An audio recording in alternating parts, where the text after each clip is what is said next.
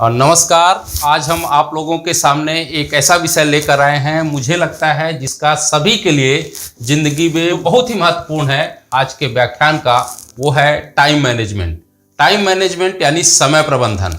और मुझे लगता है जिस व्यक्ति ने समय रहते इस समय का प्रबंधन कर लिया, फिर वो ताउम्र जिंदगी भर खुशहाल रह सकता है। तो हम इस व्याख्यान के माध्यम से बताने की कोशिश करेंगे कि कैसे टाइम मैनेजमेंट के माध्यम से आप अपने जिंदगी का मात्र 4 वर्ष अपने लिए यदि दे देते हैं तो फिर जीवन भर आप खुशहाल हो सकते हैं, माला माल हो सकते हैं। टाइम मैनेजमेंट में हम देखिए, इसको हम 4 हिस्सों में बांटते हैं। टाइम मैनेजमेंट को इसके माध्यम से हम आपको ये बताने की कोशिश करेंगे कि कैसे आप इस समय का प्रबंधन करते हुए, जैसा कि सभी लोग जानते हैं कि भगवान ने हमें 24 घंटे और 7 दिन से अधिक किसी को नहीं दिया है। मतलब मेरा कहना है कि किसी के साथ भेदभाव भगवान ने नहीं किया है। लेकिन इसी 24 घंटे 7 दिन में से जो व्यक्ति अपने समय का समुचित उपयोग कर लिया तो वो जीवन में सफल हो जाता है, और जो नहीं कर पाता वो जिंदगी भर कहीं ना कहीं धक्के खाता रहता है। मान लीजिए, इसको हम और अच्छे समझते हैं कि हमारी औसत आयु जो है 60 वर्ष है, और 60 वर्ष को यदि हम 3 हिस्सों में बांटें, 3 चरण में बांटें, तो पहला चरण होता है 20 वर्ष का, दूसरा चरण भी होता है 20 वर्ष का, और तीसरा चरण भी होता है 20 वर्ष का। और इन 20 वर्षों में जैसा कि 8 त्रिक 24 यदि हम देखें तो ये डॉक्टर भी कहते हैं, सभी लोग को यह मानना है और ये स्वीकार भी करते हैं, स्वस्थ आदमी के लिए, एक सामान्य आदमी के लिए हमें कम से कम 8 घंटा सोना जरूरी है। तो यदि 8 घंटा हम सोते हैं तो जिंदगी का मतलब 20 वर्ष आप सोने में गुजार देते हैं। तो और 20 वर्ष यदि हम देखें तो 5वीं के बाद से लेकर जिंदगी में जब तक आप ऑफिस जाते हैं, काम करने की आयु होती है, समय होता है, वो 8 वर्ष होता है। तो यहाँ 20 वर्ष स्कूल से लेकर कॉलेज और ऑफिस तक में आपने गुजार दिया, तो आपने जिंदगी का 20 वर्ष यहाँ भी दे दिया, तो आपके पास सिर्फ बचे 20 वर्ष। लेकिन हम बताना चाहेंगे कि कैसे इसका प्रबंधन करें, और जितना जल्दी आप अपने समय का प्रबंधन कर लेते हैं उतनी ही जिंदगी आपकी आसान हो जाती है और जीवन भर आप खुशहाल हो जाते हैं। तो आपको सबसे महत्वपूर्ण चरण है जिंदगी का, वो है पहला 20 वर्ष। यदि आपने यहाँ पर अपनी ज़िंदगी को सुधारने की कोशिश की, संभालने की कोशिश की, और इस हिस्से में प्रथम चरण में यदि आपने 4 वर्ष दे दिए तो आप पूरी ज़िंदगी भर खुशहाल रहेंगे। वो कैसे, ये मैं बताने की कोशिश करूँगा। तो यदि हम देखें तो पहले जो है आपका चरण है 5वीं से लेकर के 8वीं तक, कहते हैं ये समय जो होता है बच्चे के जन्म से लेकर के, एक तरह हम कहें कि 8वीं तक का जो समय होता है, खेलने कूदने मस्ती करने ये सब करने के लिए होता है। लेकिन 9 से लेके 10th तक का जो समय होता है वो आपका बेस तैयार करने का समय होता है, 9 से 10th का समय। तो जो एक समझदार पेरेंट्स होते हैं अपने बच्चों को सबसे ज़्यादा यहाँ पर सीरियस करना चालू कर देते हैं। कहीं ना कहीं वो कोशिश करते हैं कि बच्चे का इस समय बेस तैयार हो जाए। तो यदि आप यहाँ पूरे ज़िंदगी में से, हम कहते हैं ज़्यादा नहीं, 4 से 8 घंटे मात्र अपने लिए दीजिए, पढ़ाई के साथ साथ आपकी स्किल के विकास के लिए और बेसिक तैयार करने के लिए, जो भी विषय आप आगे पढ़ना चाहते हैं। फिर सबसे महत्वपूर्ण होता है 11th और 12th, जब आपकी उम्र लगभग 14 से 18 वर्ष होती है। और इस वर्ष में यदि आपने मेहनत कर लिया, आपका बेस तैयार हुआ 9th और 10th में, और आपको जो मेहनत करनी है, यहाँ से हम कहेंगे कि 8 से 12 घंटे, मतलब 8 घंटे आपने स्कूल में दिया, 4 घंटे और आप निकालिए। तो हम कहते हैं कि यहाँ पर जो भी मेडिकल के एग्जाम होते हैं, IIT के एग्जाम होते हैं, तो ये बच्चा जो यहाँ पर, हम तो कहते हैं कि 11-12 का यदि हम रेशियो देखें, जो हमने रिसर्च किया है अपने अध्ययन में, हमने पाया है कि मैक्सिमम वही बच्चे यहाँ IIT की परीक्षा मेडिकल पास किए हैं, CPMT की, जिन्होंने ड्रॉप करके 2 साल सिर्फ मात्र तैयारी की है। बार बार मैं बोलना चाहूँगा, 2 साल 11th और 12th ड्रॉप करके, 11th और 12th कहीं दूसरे बोर्ड से एग्जाम दे करके जिन्होंने परीक्षा पास की है, लेकिन उनका फोकस पूरी तरह IIT और PMT के एग्जाम में रहा है।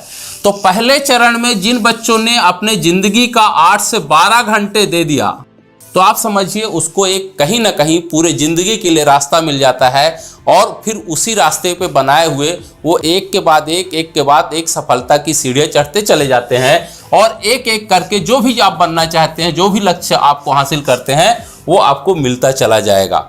दूसरा चीज है, हम बताना चाहेंगे, कहते हैं कि एक बार गाड़ी छूट गई तो आपको घबराने की जरूरत नहीं है, इसीलिए कहा जाता है जब जागे तभी सवेरा। यदि आपने पहले चरण में ये गाड़ी मिस कर दी तो आप घबराइए नहीं, आपको फिर से जैसे ही दूसरी चरण में प्रवेश कर रहे हैं, यहाँ भी आपको समय मिल रहा है। और समय कौन सा है? ये समय होता है 18 से 22 वर्ष का समय। मान लीजिए आप IIT में नहीं गए और आप मेडिकल में नहीं गए, जो माना जाता है कि बेस्ट माइंड है, तो फिर आप यहाँ ग्रेजुएशन में आ जाते हैं, आप अपने पसंद का कोई विषय पढ़ने लगते हैं।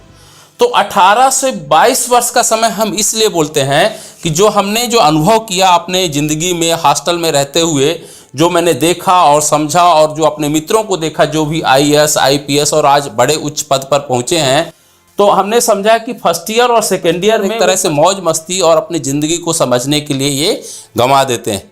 सेकेंड ईयर में इस तरह के बच्चे जो जीवन में सफलता प्राप्त करते हैं, थोड़ा सा सीरियस होना चालू कर देते हैं और वो सब चीज़ें पढ़ना चालू कर देते हैं। जैसे मान लीजिए कि किसी को IAS की परीक्षा देना है, किसी को IPS की परीक्षा देना है, तो एक तरह से वो सिलेबस पलटना प्रारंभ कर देते हैं, पिछले साल के क्वेश्चन वगैरह देखना चालू कर देते हैं और जो भी एग्जाम वो देना चाहते हैं वो एक तरह से उसका पैटर्न वो समझने की कोशिश करते हैं। फाइनल ईयर पास करने के बाद फिर यहाँ 2 साल का मैंने देखा, जो अनुभव किया, फिर वो PG को बहुत सीरियसली नहीं लेते हैं और ये पूरी तरह जिंदगी के 2 साल वो अपने उस तैयारी में लगा देते हैं जो वो क्रैक करना चाहते हैं। जैसे सिविल सर्विस की परीक्षा है, तो सिविल सर्विस में वो एक तरह से ग्रेजुएशन में रहते हुए 8 घंटे पढ़ते हैं और फिर जब फाइनल आता है तो मुझे लगता है 8 से 12 घंटे का जो समय दे देते हैं। फिर से कहा कि 4 घंटे आप एवरेज जो पढ़ते हैं उससे 4 घंटे और ज़्यादा। यदि आपने यहाँ पे 4 घंटे और अधिक दे दिया तो फिर आपको फिर पछताने की ज़रूरत नहीं है। यदि यहाँ पर गाड़ी छूटती है तो आप ये गाड़ी पकड़ सकते हैं, आप यहाँ जा कर के फिर से सवारी कर सकते हैं। तो आपका जिंदगी का दूसरा चरण भी बहुत महत्वपूर्ण है और यदि आप ये 2 प्रारंभिक चरण को छोड़ दिए, आपकी जिंदगी जो हुई कठिनाई भरी हो जाएगी। क्योंकि हमने पहले कहा कि 20 वर्ष जो आप सोने के लिए दे देते हैं, तो 20 वर्ष और कहीं ना कहीं आप दूसरे कामों के लिए अपनी जिंदगी का महत्वपूर्ण हिस्सा गंवाते हैं। आपके पास मात्र 20 वर्ष बचा होता है। 20 वर्ष माने 8 घंटे। 8 घंटे में से सिर्फ हम 4 घंटे आपके लिए मांग रहे हैं और इस 4 घंटे में पहले चरण यदि आपका छूट गया, दूसरा चरण छूट गया, तो तीसरे चरण में आपको संघर्ष करना पड़ेगा। आपको जिंदगी किसी न किसी तरह गुजारनी पड़ेगी, लेकिन तब भी आप एवरेज होकर के काम करते रहेंगे तो भी ऐसा नहीं है कि पूरी तरह आपको निराश होना पड़ेगा। तब भी आपके पास जो 8 घंटे 20 वर्ष बचते हैं, 40 वर्ष के बाद, तो हम कहते हैं कि 20 से 30 वर्ष के बीच में आपकी ज़िंदगी एक तरह से सेटल्ड हो जाती है। फिर आपका संघर्ष शुरू होता है परिवार चलाना, परिवार पालना, घर बनाना और बच्चों को पढ़ाना। यदि आप ये सब करते हुए भी ज़िंदगी के 45 वर्ष तक ये संघर्षपूर्ण निकाल लिए, तो मुझे लगता है कि कहा जाता है कि नौकरी अपनी ज़रूरत पूरा करने के लिए करता है, लेकिन कहते हैं कि ख्वाब उसमें पूरे नहीं हो सकते। तो जब आपका परिवार सेट हो जाए, बच्चे पढ़ने लायक हो जाएं, समझदार बन जाएं, आपका घर बन जाए, तो मुझे लगता है तब भी आपके पास वो 4 या 5 साल बचते हैं, जहां एक बार ज़िंदगी को फिर से आप कोशिश करते हैं कि खड़ा करें। 45 वर्ष तक जब आप सेट हो जाते हैं, तो तीसरे चरण में आपको 45 वर्ष के बाद भी वो 5 साल का रेवेन्यू पीरियड मिलता है, जहां आप बाउंस बैक करने की कोशिश कर सकते हैं। अब ज़रूरत पूरी करने के लिए नहीं, आप अपने ख्वाब पूरा करने के लिए जीजिए और फिर से एक बार कोशिश कीजिए, कुछ नया सेटअप करने की कोशिश कीजिए। तो मुझे लगता है यदि 5 साल में आपका यहाँ पे माइंड भी मैच्योर हो चुका होता है, 45 वर्ष तक जब आप पहुँचते हैं, आपकी ज़रूरतें भी पूरी हो चुकी होती हैं और वो 5 साल एक कहीं ना कहीं एक सबैटिकल पीरियड में आप धीरे धीरे करके कोशिश कीजिए। तो मुझे लगता है आप यंग माइंड को लेकर के यदि आप इस तरह से काम करने की कोशिश करेंगे, तो 5 साल मेहनत करेंगे तो 10 साल आपकी ज़िंदगी के फिर से महत्वपूर्ण हो जाएंगे। 10 साल को महत्वपूर्ण बनाने के लिए और आगे करने के लिए हम थोड़ा और अच्छे से समझाने की कोशिश करें। तो यहाँ पे हम एक चार्ट के माध्यम से समझाने की कोशिश करेंगे आपको कि कैसे इसको समझा जाए। यदि आपने 20 वर्ष में करियर स्टार्ट करते हैं तो आप कहाँ तक जिंदगी की रेस को जा सकते हैं। यदि 20 वर्ष का ग्राफ ये बना, 40 वर्ष का ग्राफ आपका ये बनेगा और 60 वर्ष का जो है आपका ग्राफ ऐसे जाएगा। 20 वर्ष, 40 वर्ष, 60 वर्ष। अब यहाँ पे इसी के अपोजिट यदि हम बनाने की कोशिश करें, 60 वर्ष, 40 वर्ष, 20 वर्ष, तो ये इस ग्राफ के माध्यम से आप समझने की कोशिश किए कि यदि आपने पहले चरण में अपने करियर को सिर्फ महत्वपूर्ण, हमने क्या बोला था कि 8 वर्ष आप सोने में गंवाते हैं, 8 वर्ष आप स्कूल से लेके कॉलेज और ऑफिस तक में गंवा देते हैं, तो हमें टोटल 24 घंटे मिलते हैं। 24 घंटे में से 16 वर्ष आपने गंवा दिए सोने और दूसरे काम करने में। तो ये जो आपके पास सिर्फ 8 घंटे मिले, 20 वर्ष एक तरह से जो मिलते हैं, यदि आपने इसमें से सिर्फ 4 घंटे आपने अपने विकास के लिए, आप जो बनना चाहते हैं उसके लिए लगा दिया, तो प्रथम चरण में, ये है प्रथम चरण, प्रथम चरण में यदि आपने ये 4 घंटे अपनी जिंदगी के दे दिए, कौन सा, 9 से लेके 12 तक, तो आपकी सफलता का पैमाना इतना ऊंचा हो जाएगा। मतलब उसके बाद 21 वर्ष के बाद आपको एक मंजिल मिल जाएगी और उस मंजिल के बाद आप एक के बाद एक अपने ख्वाब को पूरे करते चले जाएंगे और वो सब जीवन में जो खुशहाली आप चाहते हैं वो सब मिल जाएगी। तो यहाँ आपका ग्राफ इतना ऊंचा जाएगा।